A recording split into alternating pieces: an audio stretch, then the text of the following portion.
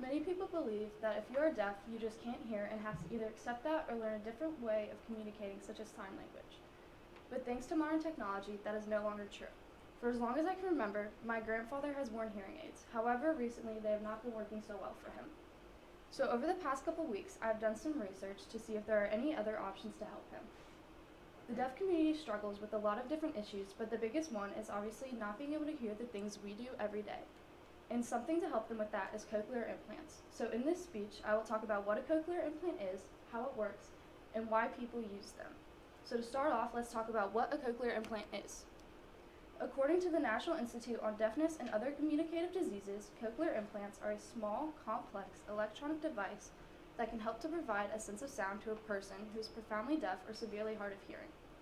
Cochlear implants have many different parts, but the four main parts are as follows: a microphone, a transmitter, a speech processor, and an electrode array. Many people also believe that there is not much of a difference between a hearing aid and a cochlear implant, but according to Johns Hopkins Medicine, a cochlear implant is different from a hearing aid. A hearing aid makes sounds louder, but may not significantly improve speech understanding, which is the purpose of a cochlear implant. So now that we have a general understanding of what a cochlear implant is, let's discuss how they work. All cochlear implants have two main components: an internal device and an external hardware that allow deaf or hard of hearing people to have a sense of sound. A definition of how the implant works is laid out by Boys Town Hospital. A microphone picks up a sound and sends it down a cord to the speech processor. The speech processor separates the sounds into different frequencies, which transforms the information from the sound to digital frequencies. These are transmitted by internal receivers across the skin and into different parts of the cochlea, hence the name cochlear implant. The auditory nerve picks up the signals sent from the cochlea and carries the information to the brain where it is interpreted as sound.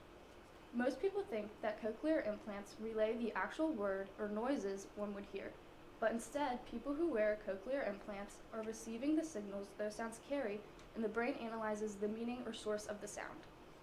As you can imagine, it takes cochlear implant wearers quite a while to learn how to understand what their brain is communicating to them.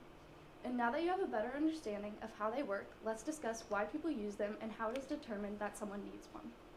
Cochlear implants can help improve hearing of people who no longer receive help from a hearing aid.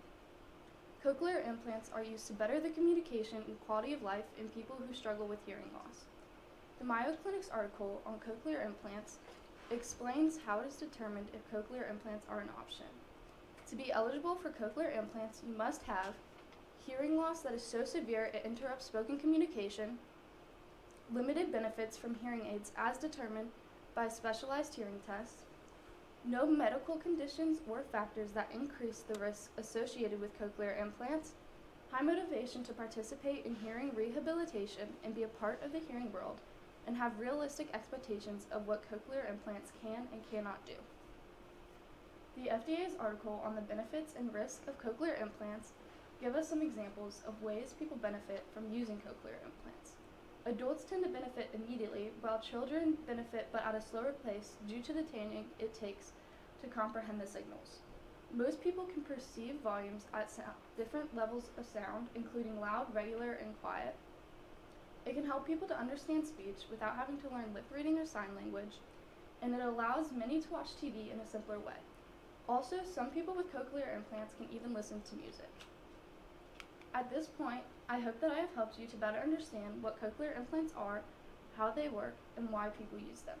People of the deaf community struggle greatly with things we tend to take advantage of, and cochlear implants help them feel like they can live the same life we do. In conclusion, people who are a part of the deaf community struggle with many different aspects of everyday life, and they often feel left out or like they do not belong in society. While this is not true, we can still help them feel more included and comfortable with their differences. I hope that this presentation has helped you understand more about cochlear implants and what they can do for the deaf community. I also hope that you can use this understanding to just start a conversation with someone of the deaf community so they don't feel so alone.